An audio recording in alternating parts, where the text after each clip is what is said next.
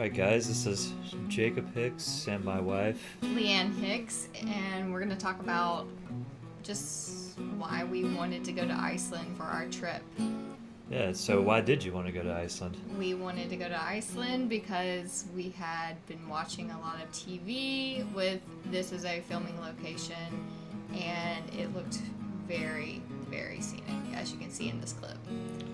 Yeah, I actually learned about Iceland, also from TV, just, Game of Thrones and some of the other shows, and actually knew a little bit about it just from the Led Zeppelin song, Immigrant Song, as lame as that is. But it sounded like a really cool place. Where else can you see black sand beaches, glaciers, volcanoes, and tectonic plates and steam vents within miles of each other? And caves, ice caves, hot springs, lava caves. It just seemed like an amazing place, so that's why we decided to go there. So, and where else can you eat an Icelandic hot dog? We started in Reykjavik. Explored Reykjavik, and we went to some bars, coffee shops, and a lot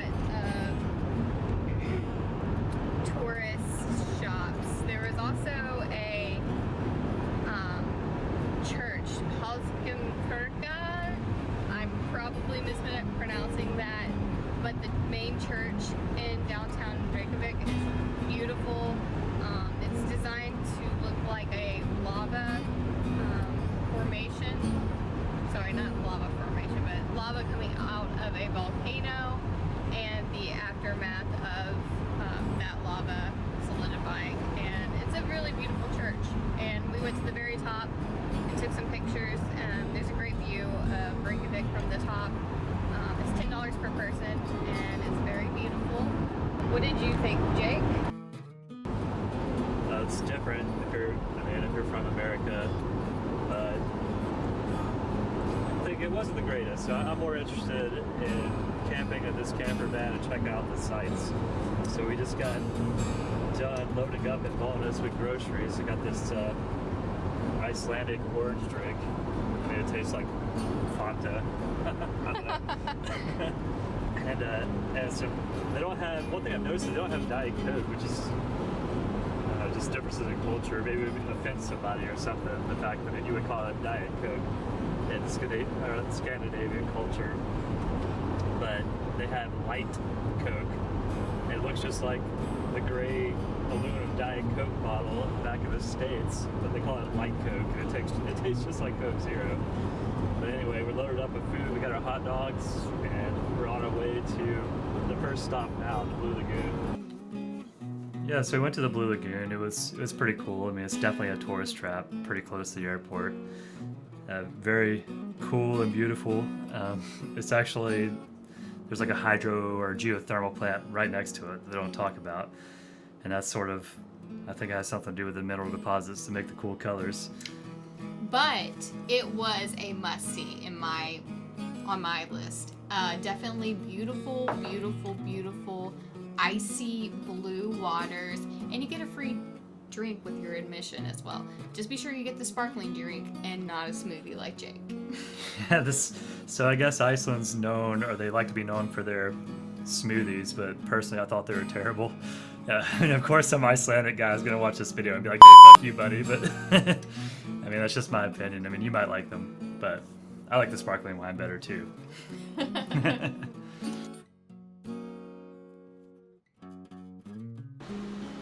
Yeah, so after the Blue Lagoon, we ended up going to the first waterfall, of which there are infinite in the country of Iceland. The first one was, how do you pronounce it, Cylinderfoss? Yeah, Cylinderfoss, and it was gorgeous. We took our handy-dandy camper van to our first spot, which was Skogafoss, where we camped under a waterfall and cooked hot dogs and drank wine. Yeah, and it was really awesome camping there because as soon as you wake up, you get out of your camper and you look behind you and there's this beautiful waterfall, and then there's like so many people just admiring the beauty of it and walking up the side of the waterfall trying to get the best vantage point. And there's these lovely sheep, of course, off to the side, but sheep are everywhere. It's Iceland. We went and found Reina Spadara, and it was the most beautiful thing I think I've seen on this journey so far. It was just gorgeous. Look at that over there. I have video of that too, so it'll be the final edit. Yeah. But yeah, so it's very beautiful there. Black sand beach, crashing waves, ice cave with some interesting rock formations, and a hot dog stand. We didn't actually get an Icelandic hot dog, but we did get some coffee. We're on our way to Jökulsárlón, and I know I'm murdering that name, but that's where we're headed, and I'm hoping to see Diamond Beach as well.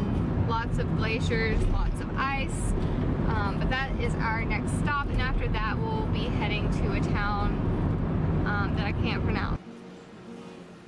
And so we went to Jökulsárlón, or Jökulsárlón, which is basically a glacier. You can see in the background is melting, and these ice caps they float out into the ocean through this glacier lake. It's a really beautiful place. It's kind of birds and sills just flying around. Well, sills don't fly around, but sills swimming around. It's a really, really neat place, and all these diamond-looking ice glacier pieces wash up on the beach.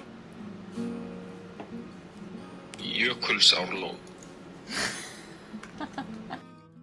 Here are some seals we saw in this inlet that leads to the beach. Diamond Beach is at the end of the inlet, and the ocean comes rolling in, and it breaks apart these huge icebergs that are floating out to sea. And it makes some beautiful, beautiful photos at sunset, like you can see here. I'm holding some icebergs, mini icebergs, and Jake took some great pictures. We drove 45 minutes in the dense fog, couldn't see crap. I mean, we had no idea that it was so nice around here. Yeah, See, like, giant mountains all around us.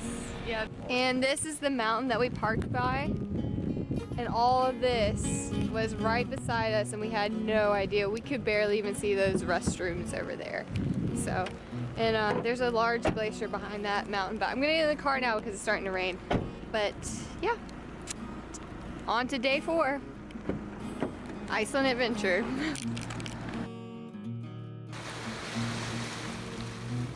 After Diamond Beach, we traveled along the ring road through the eastern side of the country to this city called Djúpivogur.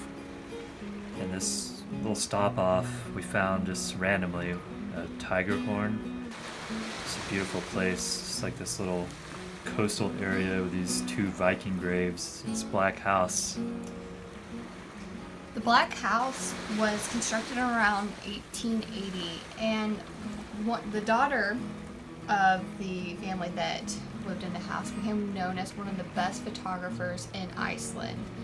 This site is also known for being one of the world's renowned zeolite sites. Zeolites are crystals or minerals formed from high heat, like lava.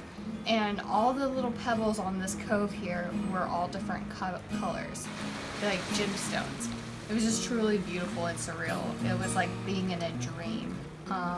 It's so beautiful. I hope this video captures the beauty of this place. So after we were done here, we traveled up north along the eastern fjords to through this valley to a city called Seyðisfjörður. Here it is here. We just stopped off. Apparently it's a little art school in town where people all over Scandinavia come to study. And it has this beautiful church with this rainbow road like a Bifrost. We took our camper van to the next stop along the ring road, going counterclockwise in the north, Mývatn. As you can see here, it's a really interesting place. The centerpiece of the little city is a lake, as you can see in the background. One thing that's striking to me was the interesting rock formations and the interesting plant life. All kinds of green and orange and fall colors because we went in September. It's a really beautiful place. One interesting thing about Scandinavian culture or Norse mythology is all these little rocks. There's all kinds of caves and whatnot embedded in this terrain. They believe that elves and dwarves are real things. Even though they're predominantly Christian, there's still some carryover from the Old Norse religion. Also in Mývatn, they have these really interesting geothermal vents where hot steam is bubbling up from the center of the earth to this water, just creating these interesting pools.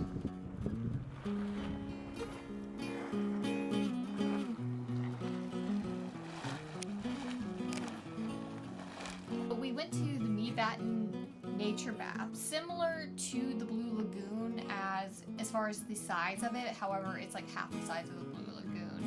And I would say that the views from the nature bath were extremely beautiful. You're up on a high point of land, cliffs overlooking the lake, and it's just very beautiful, very relaxing. So after the nature baths, we stopped off at this cave just off the ring road. It's famous for the Jon Snow egret love scene in Game of Thrones. It was a lot smaller in the cave than we expected it to be. The show made it seem like it was maybe 3 times this size. After Mývatn, we went to the city Akureyri, where we had an Icelandic hot dog, and they're really known for their coffee, or they're proud of their coffee. It was so good. But It was so good. and then we stayed briefly. We decided we wanted to see the Northern Lights, so we headed north off the ring road to this town called Haganes, which was one of my favorite places. The town was run by this Icelandic guy that owned this restaurant. He's a fisherman by day, restaurant owner by night, and also owns a local campground, which is equipped with hot tubs and clean bathrooms. Very nice places to camp.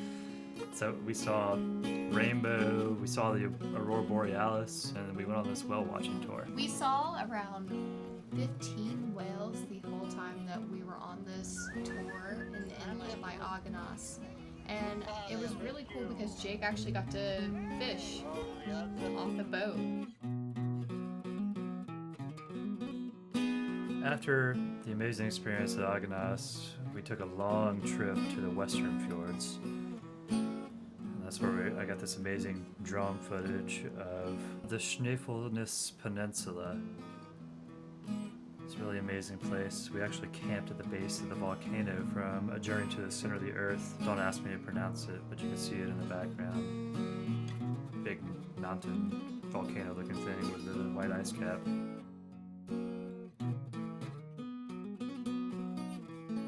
I was inspired to come to Iceland because of the photography I saw on Instagram. This was one of the first pictures I saw from Iceland that inspired me to want to go. I also saw a lot of pictures of Gathultur, and I hope I'm pronouncing that right.